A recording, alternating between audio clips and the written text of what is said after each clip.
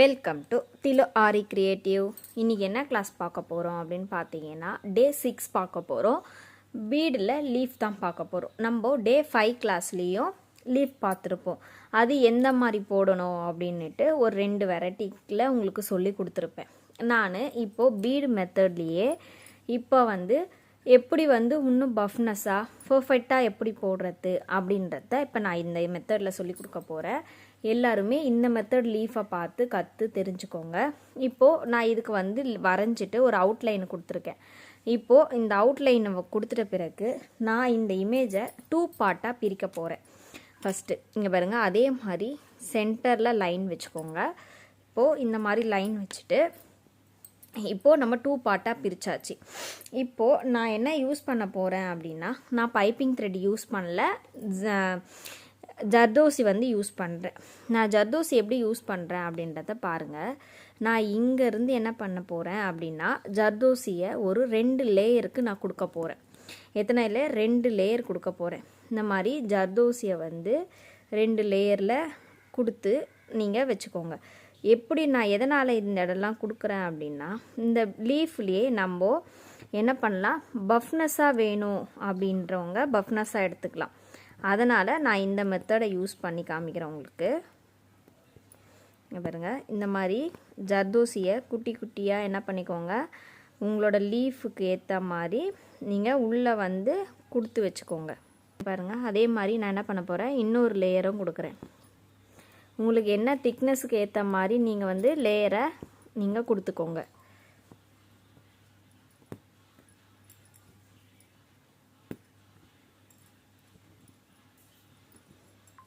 இப்போ பாருங்கள், இப்போது நான் இந்த சைடும் ஜர்தோசி என்ன பண்ணுறேன், கொடுக்குறேன்.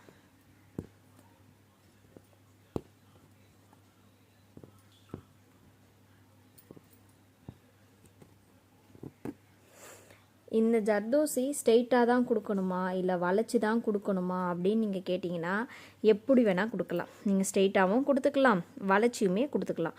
நம்மளுக்கு தேவை உள்ளே ஒரு திக்னஸ்க்காக நம்ம கொடுக்குறோம், அவ்வளோதான்.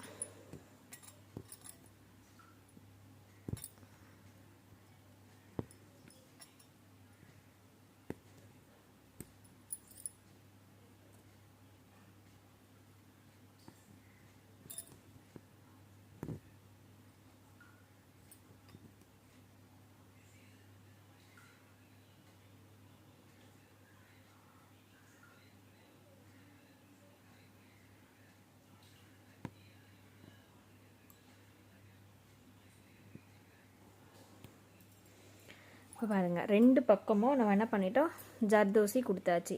இப்போது இது மேலே பீடை எப்படி கொடுக்கறது அப்படின்னு பார்க்கலாம். சென்டரில் கொடுக்குற பீடு சேம் எல்லாத்துக்குமே அதே மாதிரி மெத்தட்லேயே நீங்கள் என்ன பண்ணிக்கோங்க, பீடை சேமாக கொடுத்துக்கோங்க.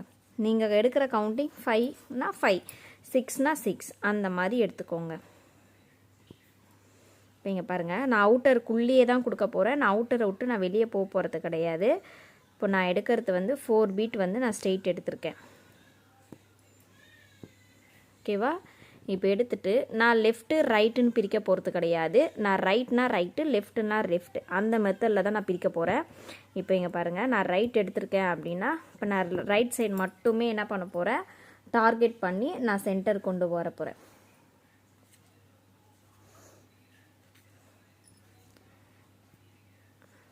இங்கே பாருங்கள், இப்போது இந்த லைனில் இந்த சைடு மட்டுமே தான் நீங்கள் எடுக்கணும், அந்த சைடு எடுக்கக்கூடாது. உங்களுக்கு பஃப்னஸ் வர இடத்துல பீட் ஒன்று எக்ஸ்ட்ரா ஆகும் இல்லையா? அப்போது நீங்கள் 5 எடுத்துக்கோங்க.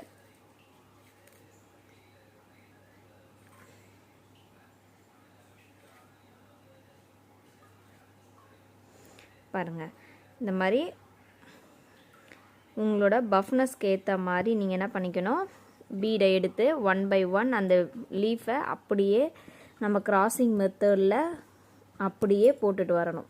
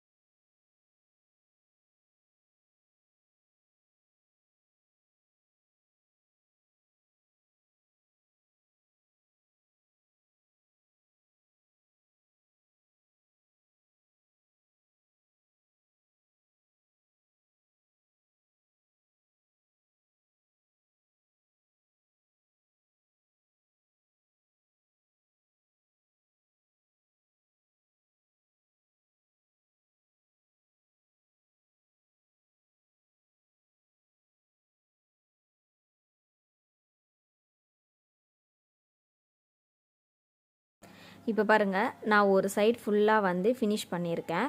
இப்போது இந்த லைனில் பார்த்தீங்க அப்படின்னா பாதி லைன் வந்து நம்ம க்ளோஸ் ஆகிருக்கோம், பாதி லைன் ஓப்பனாக இருக்கும் இல்லையா. இதே மெத்தடில் போட்டுக்கோங்க. இந்த சென்டரில் என்ன கொடுக்கணும் அப்படின்றத நான் சொல்கிறேன். இப்போ நான் இங்கே கம்ப்ளீட் பண்ணும்போது இந்த சைடில் கம்ப்ளீட் பண்ணி காமிக்கிறேன்.